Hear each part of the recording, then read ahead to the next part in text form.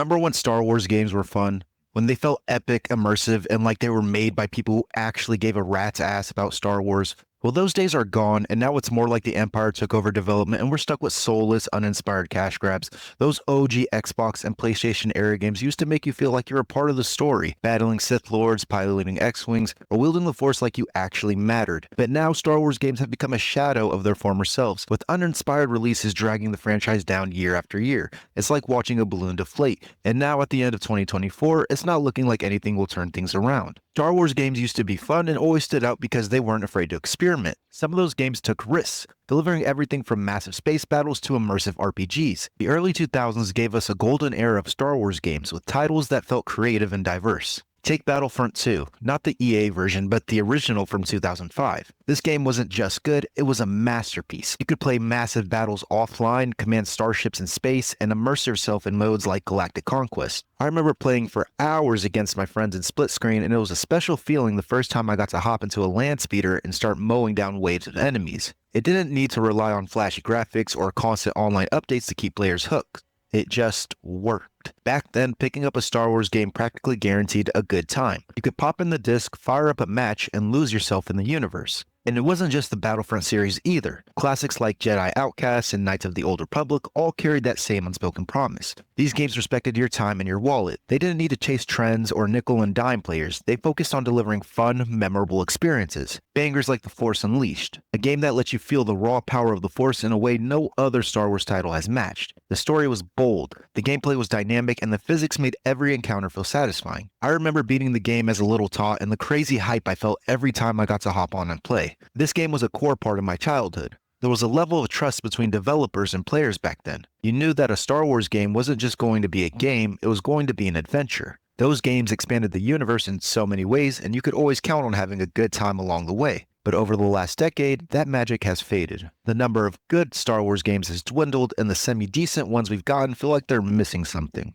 Since Disney acquired Star Wars, we've seen a relentless flood of content across movies, shows, and games, and this problem has taken much of the quality out of each new addition to the franchise, which has also bled into the games that we have today. I remember a time when developers used to care about the games they made and put real effort into making an impactful game, but instead of focusing on making each Star Wars project meaningful, Disney seems intent on oversaturating the market with as much content as possible. It's honestly sad that fans are more terrified than happy when they see a new Star Wars show or game. That means it's pretty hit or miss when it comes down to it. 2024 was supposed to be a good year for fans, but ended up failing hard with the release of Star Wars Outlaws, the latest Ubisoft game that promised a quadruple A gaming experience but ended up delivering a generic sandbox littered with meaningless side quests. And I put emphasis on meaningless because there's been recent news of multiple side quests having never been completed by a single player, even months after release. And of course, that's the standard we've come to expect when loading up a modern Ubisoft game. They've been on a mission to create the largest, most barren worlds possible. And unfortunately, they got the Star Wars IP for this horror show. Outlaws put players into the shoes of Kay Vess, a thief on a mission to score big so she can start a new life. The game takes place between the event of the original trilogy and the rise of the First Order,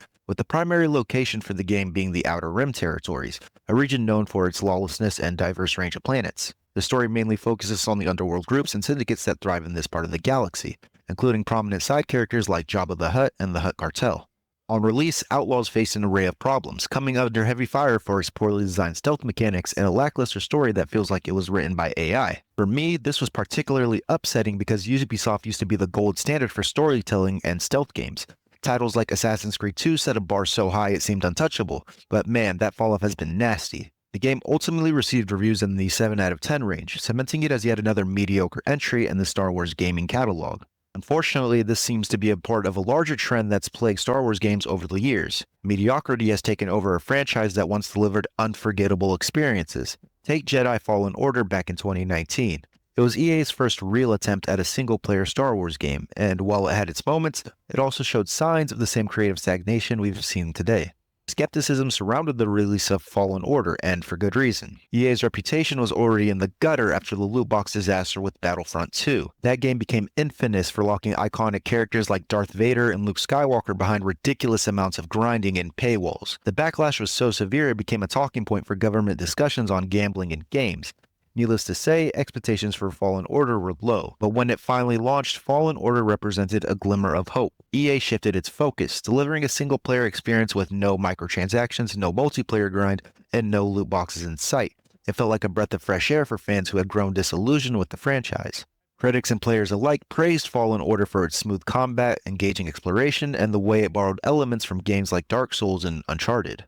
But while it was a step in the right direction, it wasn't perfect. The combat, while polished, lacked the originality needed to make it truly stand out. At times, it felt like you were swinging a baseball bat instead of a lightsaber, a problem no Star Wars game should ever have. Then there was the platforming, which drew comparisons to Uncharted, but not in a good way. The climbing and traversal mechanics felt weightless and uninspired, more like a box to tick off than a fully realized feature. Alcestis, the game's protagonist, had his fans, but for others, he came off as bland and unremarkable.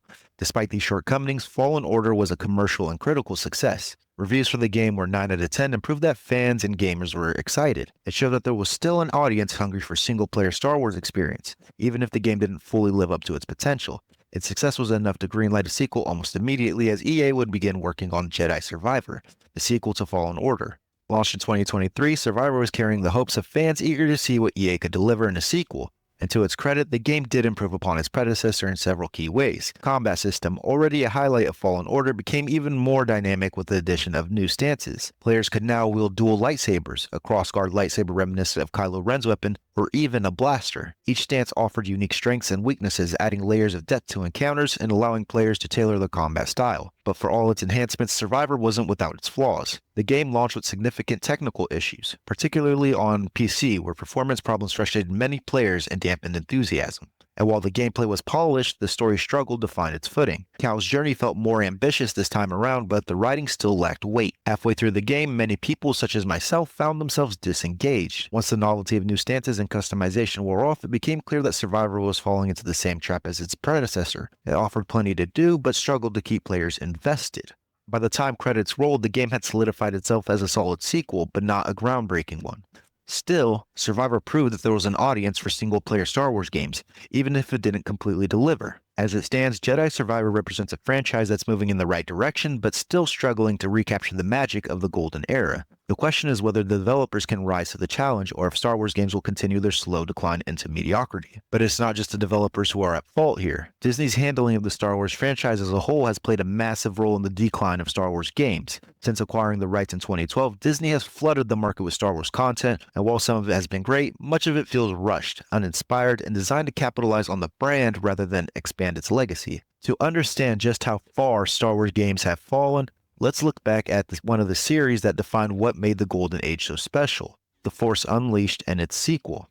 Released in 2008, The Force Unleashed remains one of the most impactful Star Wars video games of all time. Its story wasn't just bold, it reshaped the universe in ways that felt meaningful and daring before Disney acquired them and threw the story into non-canon. The game introduced players to Starkiller, a powerful Force user trained as Darth Vader's secret apprentice with a mission to hunt down the survivors of Order 66 while keeping his existence hidden from the Emperor. But the game didn't stop at being a tale of vengeance, as Starkiller is tasked with planting the seeds of the Rebel Alliance, a move Vader plans to exploit to overthrow the Emperor, causing Starkiller to question his master and their morals. This internal struggle drives the story, taking you on a journey of redemption as Starkiller grapples with the line between the light and the dark sides of the Force. The gameplay matched the narrative's ambition, gave players a sense of raw, unrestrained power, unlike anything in Star Wars games before. Using the Force wasn't just a mechanic, it was the core of the experience.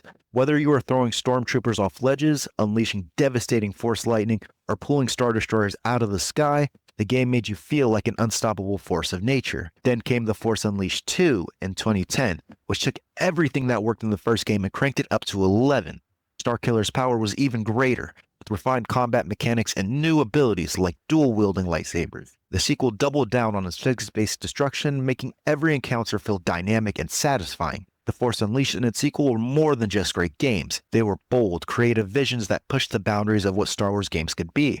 It's hard not to feel the pang of nostalgia for an era when Star Wars games felt ambitious and unrestrained. They weren't afraid to take risks, to explore new characters and stories, and to deliver gameplay that felt as powerful as the franchise itself. But today, that sense of ambition feels like a distant memory. Star Wars games now often play it safe, focusing on polished but formulaic experiences that fail to leave a lasting impact. It's a stark contrast to the golden era, where picking up a Star Wars game meant stepping into something fresh and exciting. But there's hope. There's always hope. The success of single-player games like Fallen Order shows that people crave deeper Star Wars experiences. If developers can tap into that, there's no reason the next great Star Wars game can't just be right around the corner. Well, that's all I have for today's video. If you guys did enjoy it, please leave a like and comment down below. I appreciate you guys for making it to the end, and as always, have a good one.